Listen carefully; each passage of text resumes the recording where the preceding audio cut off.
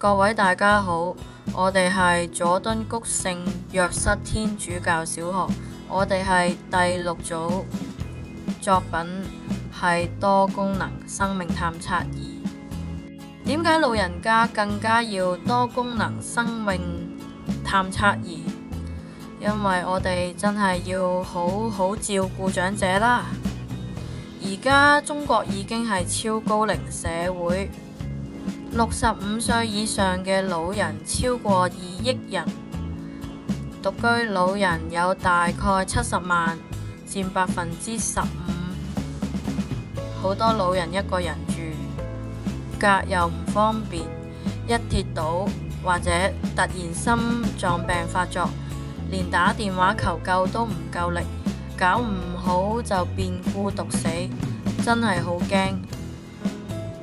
所以我哋就整咗一部可帶喺身嘅多功能生命探測儀，成日自動睇住老人家有冇喐、呼吸點、心跳點，有咩唔對路即刻通知屋企人，俾大家多一份安心。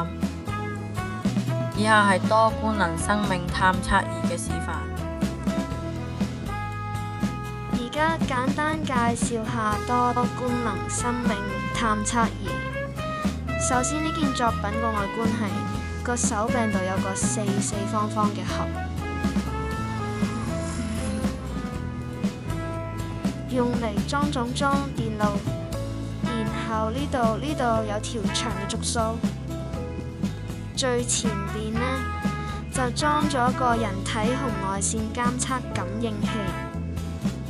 用嘅時候好簡單，只要開後面個電池同開關就得。至於具體組成呢，呢度包括一個 MP3 模組、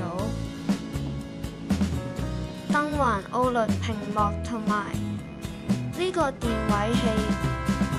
實際運作原理呢，等我開個開關示範俾大家睇下。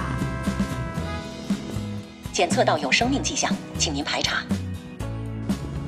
一打開關之後呢，呢度有個設定值同生命跡象，個人體紅外線感應器2米範圍內都可以檢測到。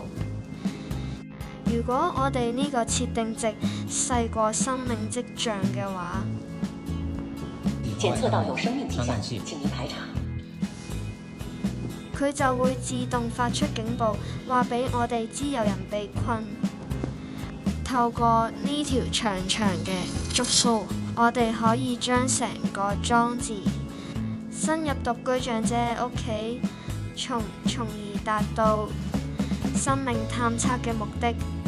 以下係多功能生命探測儀嘅主要功能，呢個係文字版本，俾大家細閱。呢個係多功能生命探測儀嘅整體接線圖。呢個我哋作品嘅主要零件清單。呢個我哋作品嘅軟體與程式邏輯。我哋介紹完畢，多謝各位評審。